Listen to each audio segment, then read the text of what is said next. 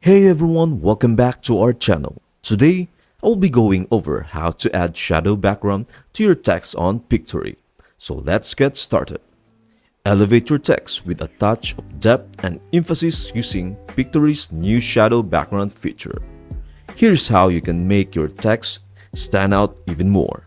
First, click on the text box within your scene. This action reveals the text menu at the top. Within this menu, you will spot a valuable addition, the Add Shadow option. Click on it, and lo and behold, you can now infuse your text with a shadow background. But that's not all. Customization is key. You have the freedom to choose the shadow's color, set its opacity, and define its width.